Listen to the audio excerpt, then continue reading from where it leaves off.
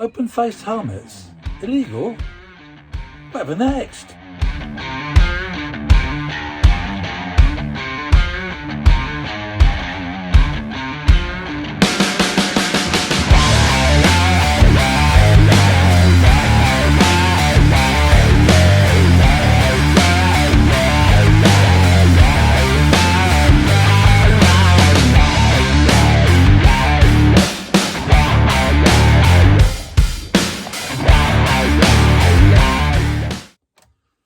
Yeah, well, if you don't know already, and I'm just checking this online as I go because I can't believe it either, but it's true. So the Interior Ministry of Spain has decided in its wisdom to, and this is a result of apparently 286 people that died in 2003, or sorry, over the last 3 years, up until 2003, with the highest number of fatalities on Spanish interurban roads. So they decided in their wisdom that they're now going to make open-face helmets a thing of the past. It's going to be illegal. And it's coming in later this year, apparently. So that's open-face helmets as we know it, and that's jet helmets. Obviously, it's not flip helmets. Flip helmets are a totally different ballgame. Now, whether you are going to be allowed to continue riding after this date, and it's not actually been cast in stone yet, but it's coming this year, apparently 2024. Whether we'll be allowed to ride as English riders with open-face helmets under English law abroad is probably very unlikely. It's probably very unlikely. The likelihood is that we will have to abide by the rules, and the rules will be stating the fact that the open-face helmet is a thing of the past in Spain.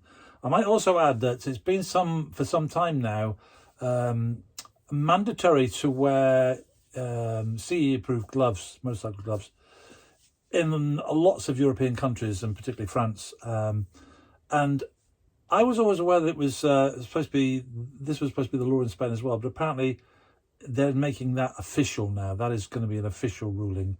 And that's one rule, one law I perhaps don't have a problem with, because I think wearing gloves, if you fall off your bike, the first thing that goes down, generally speaking, is your hands. So I don't have a problem with that. So there are things changing on the helmet front as well. I've got a few notes I've made for myself, because the old regulations that we used to have, the ECE 2205s, which are 20 years out of date really, have been replaced by the ECE 2206.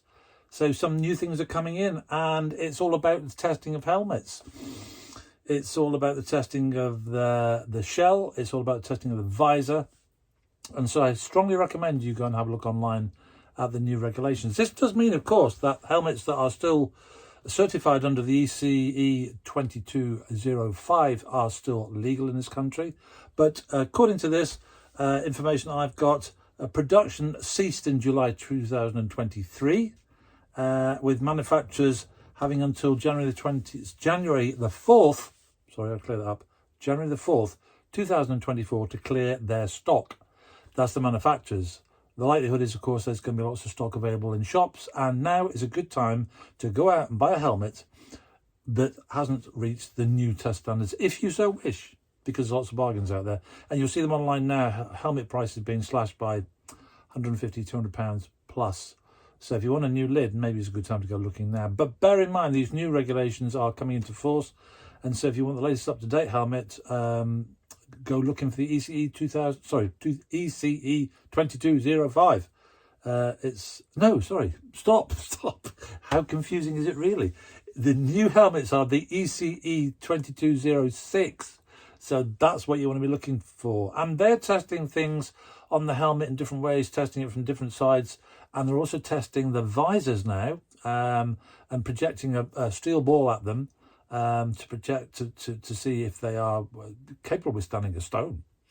Which, as a rider, you'll have had stones hit you, you'll have had bees hit you, all sorts of things. But they're going to test these helmets stronger now to make sure that these visors can cope with the sort of impacts we're likely to encounter on the roads.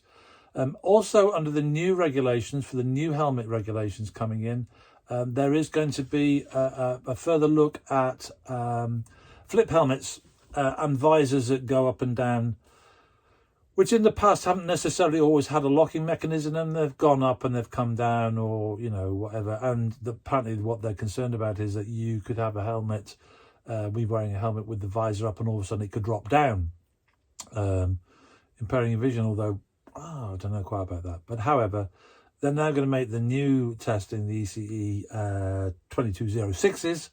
They will have to have a locking mechanism or a method of stopping the visor from coming down or shooting up under its own steam, and only done by control of the rider.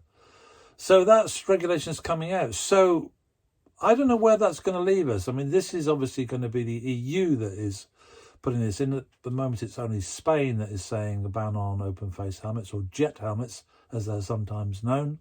And I don't really know, you know, whether this will come into the UK eventually. It may well do, but I know that a lot of cruiser riders, myself included, wear open face helmets, although I do currently have a Bell helmet, which gives me the ability to clip a chin strap on. The new regulations are also going to check the strength of the flip helmets, whether they are in the open position or the closed position. And if your current helmet, under the current regulations that you're wearing, obviously that doesn't apply. So just keep an eye on these regulations if you're planning of travelling abroad, because there's one or two things that are sneaking in that we all need to be aware of. And while we talk about helmets, I'm just going to quick look down here just to make sure I've got everything right there. Oh yes, the steel ball shot, by the way, is a steel ball being shot at 60 meters per second, would you believe, at the visor, or even 80 meters per second. But anyway, they're going to fire a steel ball at the visor and see what happens. I suspect some may not withstand that test. So keep your eye on the regulations, particularly, as I say, if you're travelling abroad. And a couple of other things that you may not be aware of if you're travelling abroad, particularly if you're travelling to Europe. And one of the countries that I've been looking at, because I'm going there myself, is Portugal, where it is actually illegal to carry a spare can of petrol with you, whether that be a can or a bottle. So again, just check the rules and regulations on that one, because according to my information, Portugal does state that ruling that you're not allowed to carry spare fuel, whether you're in a vehicle or on a motorcycle, both being vehicles, of course. One other law I'm just going to very quickly mention also, while we're on the subject of foreign travel, and I have mentioned this before in previous videos, but here we are, 2024, a lot of people planning to go abroad. Can you take your motorcycle abroad if you don't actually own it? Well, there's a question, isn't it? Because what is the business about, you know, the definition of ownership? Well, apparently, if you have a motorcycle on a lease, or you have it through some sort of financial arrangement, which many people do with the cost of bikes, particularly cruisers. You know, you go to a financier and they give you the money up front and you pay monthly, very often with a balloon payment at the end, and it all gets very complicated towards the end, although it's a good way of getting hold of a motorcycle. Well, the rules are that most of these people, in fact, my experience has been that nearly all of them do, say to you that they're quite happy for you allowed to take the motorcycle abroad, generally speaking, for up to 30 days. Outside of that period of time, and sometimes within that period of time, they need you to tell them about it, because there is actually a form that you need to fill out, and you need to take it with you with all your other forms, to say that you legally have the right to take that motorcycle abroad. The issue being, of course, that if you have a motorcycle through a finance house, you don't legally own the vehicle. You only own part of it because you've only paid for part of it. So you might say, well, who's going to know? Well, there's a question again. Who's going to know? Well, they're only going to know if you have an accident, God forbid, or the vehicle gets stolen. In which case you may end up paying for the whole of the vehicle yourself and the money that's owed without actually getting the vehicle back. Because if you're not legally allowed to take the vehicle abroad because you don't own it, then your insurance may be some issue as well. I sent a letter to a motorcycle finance house 2 or 3 years ago, I was going to take a motorcycle, which I had on finance, to France and Spain. And I got quite a curt letter back from them, really, saying, yeah, we're okay with it. You know, you can take it for up to 30 days. But can you please tell us your exact dates of travel and your ferry times? And if you step outside of those agreed dates with us, we wouldn't be happy with that. We'd be looking to talk to you and arrange to get some sort of permission, which would include form filling and the rest. So again, if you're traveling abroad, these are rules and regulations that you need to check up on, because it's my experience, and I'm sure it's the experience of many others, some of you watching, that the rules and regulations across Europe now are not quite what they were. Some have remained, some are fairly stringent, and some are changing as we speak, and particularly the helmet rule, gloves rule. And again, foreign travel, yeah, I keep mentioning this, ULEZ type zones, they're cropping up everywhere. They're an absolute pain.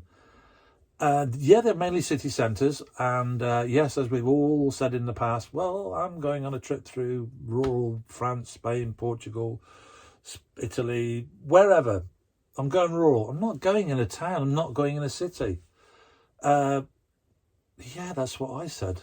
And then I had an issue with the bike. And guess where the main dealership was? It was in a city. Fortunately, I'd taken out, this was in France, I'd got in touch with through the French website, and don't do it through any other websites. Because you need a small stamp or sticker that goes on your bike, and it costs about €4. Don't pay a penny more, because if you type in vignette for France or ULEZ zone or emission zone or whatever else you want to type in, it will spring up with loads of websites saying get one here, get one there, and they're all charging £90 or more, £100. That's not necessary. Make sure you're on a French site, the actual site that controls these zones, and therefore then when you apply for it, and as I say, it's no more than, if it's €5 max, it's certainly no more. You do it online. And don't be afraid about the online website, because it comes up and says, oh, it's all in French. No, it's not. Click in the right-hand corner, it'll come up in English. Oh, and then it'll say, but it's only for vehicles registered in France. No, there's another section there that says vehicles not registered in France. Click on that. Again, it'll come up in English. And it's dead simple. And you send it off. Allow yourself plenty of time. But mine actually took, I don't know, 2 weeks, I think, to arrive here. You stick it onto your vehicle, your windscreen or whatever. If you haven't got a windscreen, then don't worry about that. Carry the piece of paper it comes with, carry the sticker. It's not an issue. If you get stopped, I've got it. Fair enough. And the good thing about this is this €4/€5 maximum charge is valid for the lifetime of your motorcycle or car, whatever you're taking. So you don't have to keep buying one every year. It's valid for the entire time, okay? So that's another plus, and it's definitely worth doing. I'm looking at other countries like Spain and Portugal, and I haven't come up with any other schemes there that are other than literally pay on the day kind of thing. There may be some, and it's changing every day. So again, before you go traveling, have a little look, see what you think. Check the websites for the different countries you're going to and see what the vehicle requirements are. Don't just check one website, by the way, because some are out of date. I've noticed quite a lot are out of date. So check that, make sure that you are bang scratch up to date with everything that you need to know. And the other thing to talk about is motorways, because again, they vary. In France, Spain and Portugal, there are constantly new motorways appearing, although France is pretty well established now. Spain were there. Portugal, new stuff coming up all the time. The tolls that I've had to pay in the past, firstly, are extremely cheap for a motorcycle, and they are 99% non-man booths on the autoroutes, Autovia, call them what you will. And you just simply go up there, and when you enter the motorway system, you press the button and you grab a ticket. Just make sure as you approach the booth that you haven't got a car stuffed up right close behind you. Brake, let him struggle. In fact, put your hazards on. Make it look like you don't know what the hell you're doing. He'll go, oh, I'm not going in that queue. Because it is just possible if you go too far forward, you may be identified as the car behind and pay the car charge. So just be careful of that one. Make sure there's nobody close up behind you as you cruise in there. Press the button, take your ticket, off you go. When you get to the other end, you will again approach the booth. Again, slow down, make it look like you're doing, you don't know what you're doing, hazards on, whatever. Slow them, deter the people behind you. Pull up, put your ticket in the machine. It will easily flash up the price, and it will allow you to then touch your contactless card on the little thing. Do that, and it gives you time to put the barrier up. Now, there's the thing, we're motorcyclists, aren't we? So legally we're wearing the gloves. So getting your card out and putting it on and with a ticket, and it can be complicated. It's easy to drop the thing or all the rest of... I've had all these nightmares. But it can be complicated. I've tried different methods of doing it. I'm even, I had a thing on my arm where the card was in there and just touched it on, but it didn't work. And this year I think I'm going to go with it on a lanyard, so I can just pull it out of my jacket and pop it on there. It's all about trying to do it without your gloves on, and of course not many motorcycles have a little pocket on the front. If you've got a tank bag, that's great. But yeah, so it's dead simple. Now Portugal is slightly different, because at the moment Portugal is operating systems in some parts of Portugal where you have to pay on the day. You have to go on the website and you have to pay. So have a look again at Portugal and have a look at tolls. There aren't many tolls. It's basically the north to south main routes that they've got them on. And if you're in the country for a long time, bearing in mind you can't stay anywhere now for more than 90 days, because we've got to get out because we're not part of Europe anymore. So bear that in mind. But have a look on the website and see about, if you're going to Portugal for a long time, you might be able to pay up advance. You may be able to get one of these little things that stick on your bike. It's on a windscreen again. It's not meant for cars, really. So check that out. Oh yeah, going back to France a minute. France have started to introduce a pay per distance motorway charge, and it is rumoured to be being rolled out across the whole country. So what that entails is it means that at some parts of the autoroute that you're on, you pay, and some parts you don't, or some parts you pay a different amount. It's not a fixed, like it used to be fixed, or you would go a certain distance and then there'd be a booth and you'd stop and then you'd have a free bit and on you go, and it was all not complicated, but it was a lot of stopping and starting. Well, they're rolling out this new system now where we've got cameras over the top, front and rear, so it makes no difference if you're in a motorbike, they'll still get you. And then you then have the opportunity to go online and pay, or at the aire de repose, which is like the pull-in places where you can get a bite to eat or you can have a rest. Not generally speaking the aire de service, which is where you get fuel and you can get a full-on meal and everything else. It seems to be mainly at the aire de repose. They now have a payment station where you go in and you work out where you've been, where you've come from, you punch it all in, and you pay right there and then. Now, when I tried this system in 2023, it was really new. In fact, it was so new that they actually had a guy standing there from the Autoroute company showing the French how to do it. So it was complex. And anyway, he showed me how to do it, and I then did it, and I paid up and the way I went, and quite happy. And then about 2 months later, I got a refund. So I'm not quite sure what happened. Obviously, there would have been some little bits of, rollout problems. But it's one to watch. So if you're route planning, have a little look on the Autoroute or the Autovia or whatever else, Portuguese routes, to see if and when you're going on a motorway, and to see what the pricing is all about, and it will give you an idea. The only other thing I would mention about autoroutes is if you go into Switzerland, you will need a ticket, a sticker, because it allows you to go on the autoroutes for a period of time. And generally speaking, it's 12 months. I don't think they do short-term ones, and it's not expensive. It's something like 24 quid or something. But again, you'll have to have one if you're going into Switzerland. And when you're going through a tunnel, that will be, generally speaking, some of them anyway, it will be a booth when you enter. You'll pay and you go out the other side. So I went into the what was the tunnel now? Heading down through the Alps. Gosh, I've forgotten the name of it now. Anyway, doesn't matter. Long tunnel, heading down towards the, or heading through the top of the Alps, literally, takes you into Italy, and then takes you down to France. And it cost me, to take the motorcycle, 23 euros, which was a lot of money, I thought. So I'm just going to check the name of that tunnel a minute. Just hang on 1 second, and I will come straight back to you. Back with you. It was the Fréjus tunnel, the Tunnel de Fréjus, and it cost me 23 euros to go through it on a motorcycle. I mean, it's really long. I'm not actually sure how long it is, but it's very long. Yeah, you can go around it.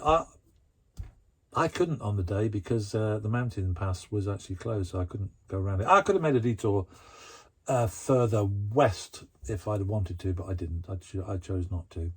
So long motorway tunnels are the ones to watch out for. There is a tunnel that goes through the Pyrenees, kind of goes under Andorra in a way, if you're going from France to Spain. That one's incredibly cheap. That's like €4 something, and that's quite a nice tunnel to go through. So sort of Aix-la-Therme way. But as I say, I think the watchword for all of this is, if you're going abroad in 2024, keep your eye on the websites, be prepared for changes. Oh yeah, and don't forget that later in the year, it's all changing, I tell you. Later in the year, we'll be getting a opportunity to apply for the new visa system that allows us to travel into Europe. It's not up and running just yet. They keep postponing it, but it is coming, and it's going to be like the American system where you will be fingerprinted, fill in a form, and you'll have a visa to travel abroad. So that's coming in. Again, check it online. I'll put some links in the bottom, in the comments bit, tell you where to go looking for all this stuff. So yeah, so that's it for today. It's a bit of a shock, isn't it? The open face helmet business on, I know the jury's out on open face helmets. A lot of people will say, if you have an accident, you've got an open face helmet. And I get that. I seriously do get that. And, I've always defended that by saying, well, I don't travel at those speeds anymore. I'm going steady, but it's always the person coming the other way, isn't it? So yeah, keep an eye on the open face business, but certainly Spain is going to be imposing it imminently, later this year, 2024. So if you're heading off to the Picos in September, which a lot of people do, that would seriously be the time to keep an eye on things. And like I said before, the gloves are mandatory in most countries now. And Spain, although they were put there as being a legal requirement, they've never done much about it, but they are doing now. And when I say gloves, I mean CE gloves, not lightweight leather, fingerless type gloves. They mean proper CE accredited gloves that are going to protect you if you have an accident. So so that's it. That's all for today. The next video will be coming up soon. And just one thing, I currently got 70 subscribers on this channel, which I'm absolutely delighted about. But I'm getting views of hundreds. And obviously I'd like the subscribers to get the opportunity to know when I'm putting out new videos. So if you subscribe, and it doesn't mean anything, I mean, it just means you'll get a notification when I'm putting a video out, or you can just go on your subscriptions and go, oh, he's put a new video out, and have a look. So subscribing really does help me, and I seem to be stuck on 70. I'd like to make it at least 100 would be quite good, really, wouldn't it? And don't forget that later in the year, when I come round to doing my trip, which starts off in the middle of May, I will be doing a daily, where possible, daily vlog of the trip down through France, through Spain, into Portugal, and then back up through the west coast of Portugal, into the Picos, and it's going to be a month-long trip. So it's going to be an interesting one. It's going to be on a different bike. So this time it's on the Triumph 1700 Thunderbird, and it's a whole new ball game. And there'll be thrills and spills, no doubt. And let's hope it all goes according to plan. So yeah, catch you very soon, and I hope you've enjoyed the video. And yeah, don't forget, check out the websites about these new rules and regulations. Don't get caught out. There are fines.